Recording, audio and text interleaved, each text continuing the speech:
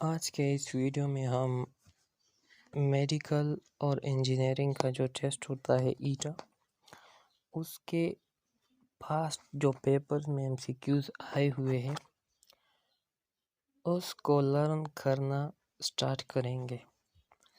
तो हम जिस सब्जेक्ट के एमसीक्यूज सॉल्व करेंगे वो है फिज़िक्स के। पास्ट पेपर्स में जितने भी फिज़िक्स के एमसीक्यूज आए हुए हैं हम उसको Aahista Aahista paper wise study करेंगे। तो हम जो स्टार्ट लेंगे वो 2019 जो पास्ट ईयर के ईटा में एमसीक्यूज आए हुए थे उससे स्टार्ट लेंगे। तो हम तकरीबन एक पेपर को 7-8 वीडियोस में कवर करेंगे। तो आज हमारा 2019 मेडिकल पेपर का पहला पार्ट है। तो हम रैंडम एमसीक्यूज उठाएंगे। उसमें जो एमसीक्यूज आया हुआ था वो ये है कि Newton second is the unit of work, angular momentum, power, linear momentum. तो आप लोगों को यहाँ पे एक बात ध्यान में रखनी होगी कि आपके पास जब भी कैलकुलेशंस वाले एमसीक्यूज आएंगे तो उसमें इन्होंने जो सही ऑप्शन है वो सेकंड, थर्ड या फोर्थ नंबर पे दिया हुआ होता है, ताकि आप पहले दोनों पे थोड़ा बहुत टाइम लगा लें और आपसे बाकी एमसीक्यूज रह जाए। तो ऐसे एमसीक्यूज में जो टिप मैं आपको देना चाहता हूँ वो ये है कि आप एमसीक्यूज का सलूशन डी नंबर से स्टार्ट किया करें, तो शायद आपको ऑप्शन डी या सी पे मिल जाए। इसकी प्रोबेबिलिटी बहुत ज़्यादा है। तो यहाँ पे आपसे पूछा गया है न्यूटन सेकंड, ये न्यूटन सेकंड किस चीज़ का यूनिट है। तो हम पहले वर्क को देख लेते हैं। यहाँ पे आप देख सकते हैं कि ये एक फार्मूला है, ये इसमें आपको ऊपर वर्क लिखा हुआ दिखाई देगा। तो यहाँ से आप देख सकते हैं कि वर्क जो है वो फोर्स इनटू डिस्प्लेसमेंट के इक्वल है।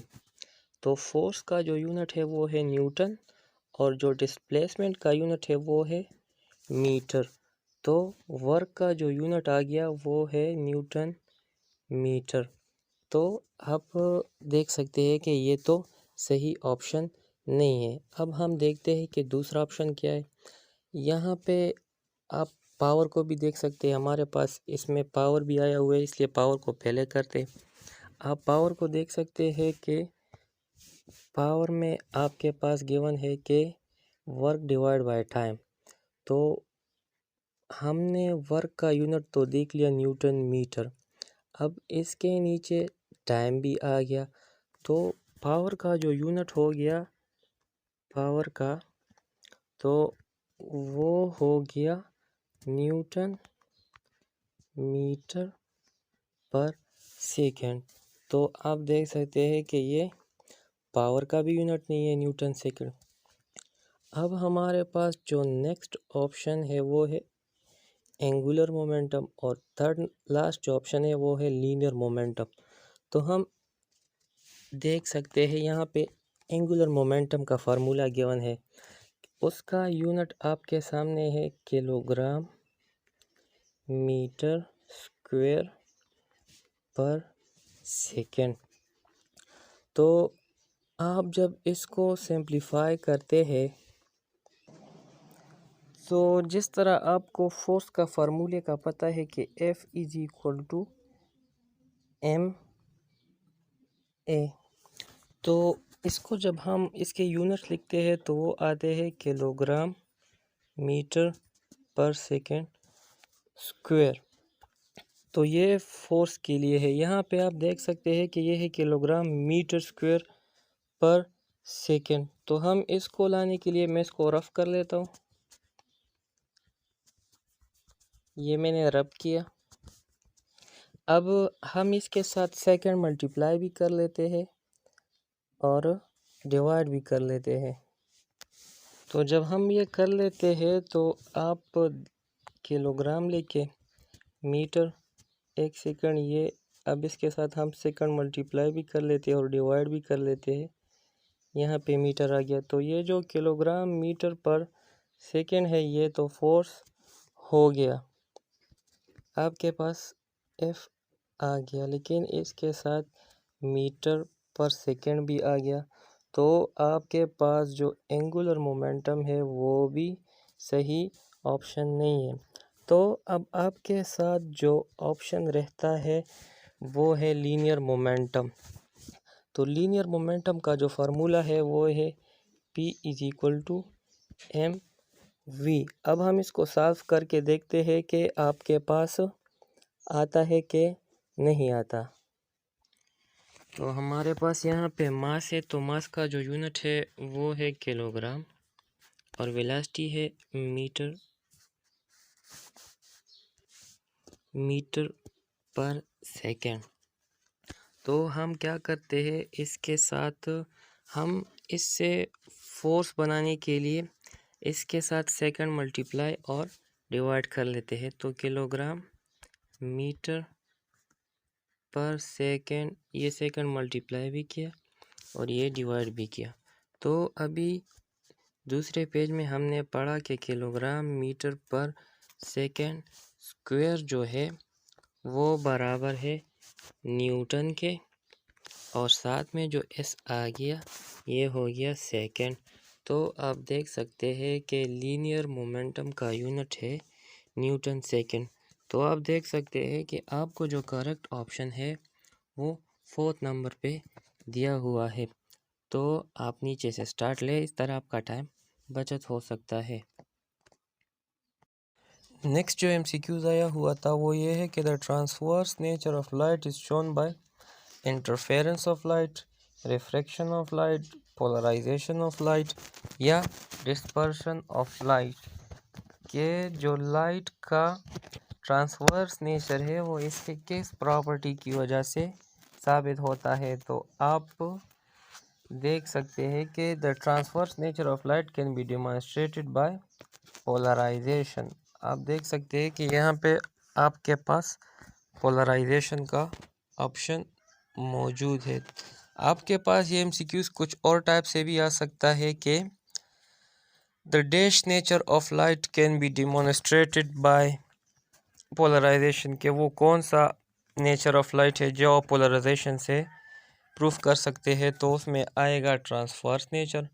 अगर आपसे ये भी पूछा जा सकता है कि ये किसने किया हुआ है, तो आप कह सकते हैं कि ये क्रिश्चियन हाइगन ने किया है।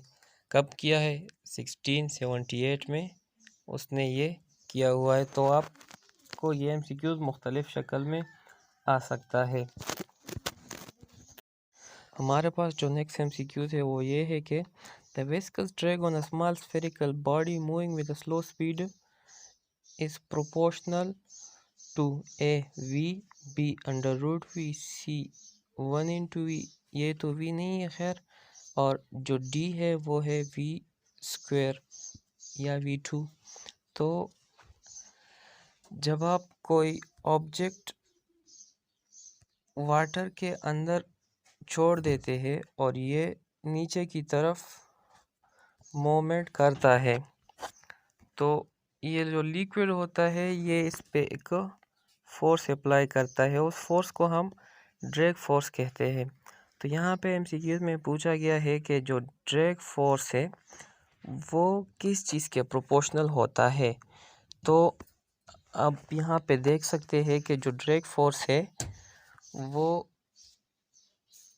पाई ईटा रेडियस और स्पीड पे डिपेंड करता है।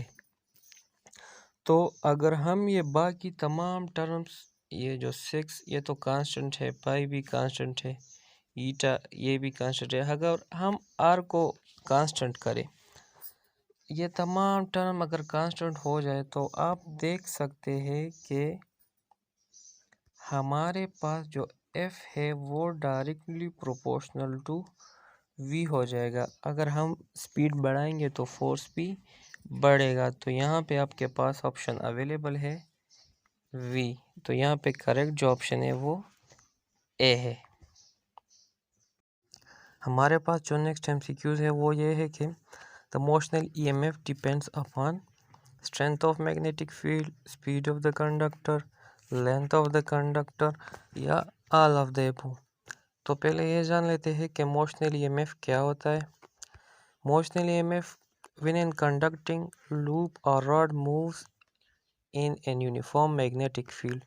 जब आपके पास एक लूप हो, वो कंडक्टर से बना हो, जब वो एक मैग्नेटिक फील्ड के अंदर मूवमेंट करती है तो the flux through the loop changes. तो जो मैग्नेटिक फील्ड की वजह से जो फ्लक्स पैदा होता है वो इस कंडक्टिंग लूप के अंदर चेंज होता रहता है, और जब ये फ्लक्स चेंज होता है तो इससे ईएमएफ प्रोड्यूस होता है, और ये ईएमएफ मोशनल इलेक्ट्रोमोटिव फोर्स कहलाता है। तो हमारे पास एमसीक्यूज में पूछा गया है कि ये ईएमएफ जो मोशनल ईएमएफ है ये किन किन चीज़ों पे डिपेंड करता है। तो इसका जो फार्मूला है वो है बी एल वी। बी जो है वो स्ट्रेंथ ऑफ मैग्नेटिक फील्ड है, एल लेंथ है, और वी जो है वो हमारे पास स्पीड है। तो यहाँ पे हमें जो ऑप्शन दिए गए हैं उसमें स्ट्रेंथ ऑफ मैग्नेटिक फील्ड भी है तो वो बी हो गया, स्पीड वो वी हो गया, और एल जो है लेंथ वो एल हो गया। तो ये इन तीनों पे डिपेंड करता है। तो हमारे पास जो करेक्ट ऑप्शन है वो है डी।